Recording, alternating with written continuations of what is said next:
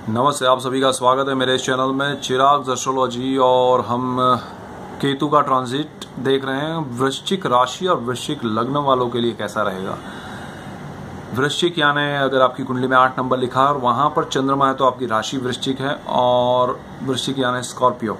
And अगर आपका first house जो है कुंडली का पहला स्थान, वहां पर 8 नंबर लिखा है तो आपका जन्म लग्न वृश्चिक है, स्कॉर्पियो असेंडेंट। एंड वहां पर अगर चंद्रमा भी है तो दोनों है, राशि भी फर्स्ट हाउस में वृश्चिक है और लग्न भी वृश्चिक है। सो उनके लिए ये केतु जो है वो कैसा रहेगा।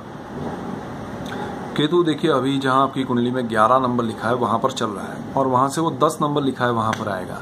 यानी कि आपकी राशि या लग्न है 8, और वहां से 8, 9 और 10 यानी तीसरे स्थान में केतु आने वाला है। अभी चौथे स्थान में चल रहा है। सो चौथे स्थान में अभी 18 अगस्त तक चलने वाला है 2017। उसके बाद वो आगे बढ़ के इसमें आएगा मकर में, कुंभ में से।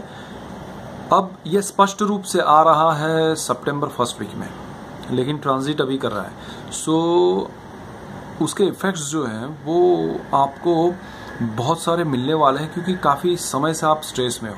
काफ़ी समय से बहुत सी चीज़ें ऐसी हैं कि जैसे आपको प्रॉपर्टी को लेकर बहुत सारे क्वेश्चन हैं, आप अटके हुए हैं। बहुत सारी आपकी जो लैंड है, प्रॉपर्टी है, उससे रिलेट करती हुई चीज़ों में या तो आपका लोन का कोई ट्राई कर रहे हैं वो अटक गया है, या आप उस घर में रहना चाहते हैं लेकिन रह नहीं पा रहे हैं, अच्छे घर में शिफ्ट होना चाहते हैं वो नहीं हो रहा है। सो मकान को लेके जो अटकी हुई चीज़ें हैं, लैंड को लेके, इवन आपके व्हीकल्स को लेके, आपकी खुद की चीज़ें वो आपके हाथ में नहीं, ऐसा भी कहीं हो रहा है, तो वो सारा अभी कंट्रोल में आएगा ये केतु के हटने के बाद। सो आप थोड़े शांत हो जाएंगे केतु ट्रांजिट होने के बाद, कि थोड़ा सुकून मिलेगा, शांति मिलेगी, क्योंकि इन सब बातों में आपको बहुत सारे पॉजिटिव रिजल्ट्स मिलेंगे। थर्ड हाउस में जाने के बाद, ये फोर्थ हाउस में अभी है, उसके बाद थर्ड हाउस में जाने के बाद बहुत अच्छे इफेक्ट्स मिलेंगे आपको।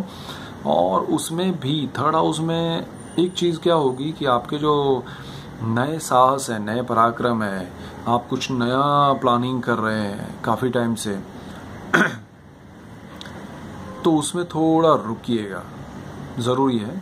सोचिएगा, जो भी आपने प्लान बनाया है, जो भी चीज़ों में आप चाहते हैं इन्वेस्ट करना है, आपने कुछ बड़ा सा सब कुछ रेडी करके रखा है, आपको बस सभी स्विच ऑन करना है। बट वो स्विच ऑन करने से पहले मैं चाहूँगा कि आप एक पूरा रिव्यू कर लें, पूरा एक बार फिर से उसको समझने की कोशिश कर लें। आप उसको जितना भी रिकैलकुलेट करेंगे उतना आपके लिए बेहतर होगा।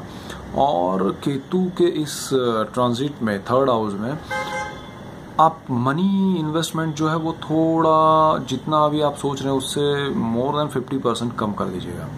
रिस्क आपका जितना भी हो, नए साहस में, नई चीज़ों में, नए पार्टनरशिप में, नई जितनी भी आप करने चाहते हैं चीज़ें, उसमें आप थोड़ा रिस्क फैक्टर जो है वो कम कर दीजिए। रिस्क फैक्टर यानी मनी है, आप कुछ और इन्वेस्ट करना चाहते हैं, किसी को कुछ देने की कोशिश कर रहे हैं, बेचने की कोशिश, तो आपको जल्दबाजी में कुछ नहीं होगा। आप थोड़ा मन शांत रख के रिकैलकुलेट कीजिएगा। 1.5 साल तक केतु यहाँ रहने वाला है, तो वो आपको बेचैनी देगा। आपके डिसीजन थोड़े जल्दबाजी में रॉन्ग भी हो सकते हैं, या कैलकुलेशन आपके रॉन्ग हो सकते हैं, या आपको एक ऐसा हो जाए कि फिर बिना वजह के, सपोज आपको कुछ ऐसा नहीं है कि आपको कोई चीज़ बेचनी है, लेकिन सडनली आपको एक लगे कि मुझे चलो ये बेच के देखता हूँ, फिर आप बेचने जाते हैं तो उसका वो रेट नहीं मिल रहा है, एंड देन आपको लोग अवॉइड कर रहे हैं, तो आपको लगेगा क्यों नहीं बिक रहा है, मैं बेच के रहूँगा चाहे अभी कुछ भी हो। सो फिर वो जिसका दाम 100 रुपये है वो आप 90 में, फिर 80 में, फिर 70 में बेचने की कोशिश करेंगे। अल्टीमेटली वो बिक जाएगा, आपके हाथ से चला जाएगा, लेकिन लॉस। सो वो मत कीजिए, नहीं मत, वो ईगो पे मत आइएगा। ये केतु में आप ये ध्यान रखिएगा। दूसरा, आपके जो ब्रदर सिस्टर्स हैं, आपके सिबलिंग्स हैं, उनके साथ आपको एक तरह से दूरी भी हो सकती है, 2 रीज़न से। एक तो आपको कहीं दूर जाना पड़ सकता है उनसे, और उनको कहीं दूर जाना पड़ सकता है पढ़ाई के लिए, जॉब के लिए, कोई और रीज़न से, तो वो बिछड़ना हो सकता है। या फिर साथ में रह के भी एक ऐसा हो कि लड़ाई झगड़ा भी हो सकता है, थोड़ा ऐसा हो कि भाई नहीं बात करनी है, सो वो भी पॉसिबल है। सो वो ध्यान रखिएगा। और ये केतु जो है ना वो ड्राई कर देगा सिचुएशन।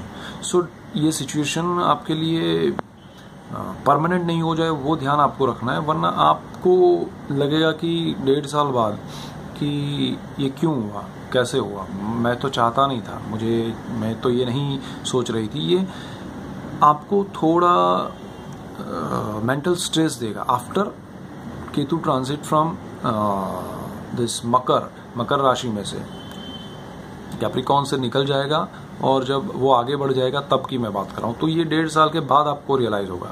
तो यहाँ पर आपको बने उतना साइलेंट रहना है, रिएक्ट नहीं करना है, बिना वजह के ईगो पे नहीं रहना है।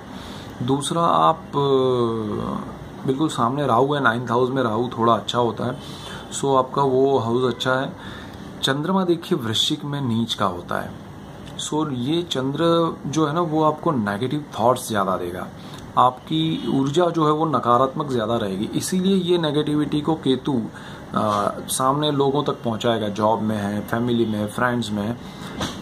तो वो नहीं हो, उसका ध्यान रखिएगा। नए साहस में, नए पराक्रम में आपकी नेगेटिविटी ज़्यादा बढ़ जाएगी अगर आप बिना सोचे इन्वेस्टमेंट प्लानिंग करेंगे। तो ये केतु में आप हो सके उतना रिस्क कम लीजिए, अपना एक्सपीरियंस बढ़ाने की कोशिश कीजिए। जहाँ है वहाँ एक्सपीरियंस कहाँ से मिल सकता है वो लीजिए तो ज़्यादा बेटर रहेगा। और अगर इन्वेस्टमेंट करना ही है तो अपने एक्सपीरियंस का कीजिए, या फिर मनी वाइज भी अपना कम कीजिए। तो ऐसे पार्टनर्स आप ढूंढिए जिनका कुंडली अच्छा हो, जिनका केतु अच्छा हो, वो मज़ा आएगा।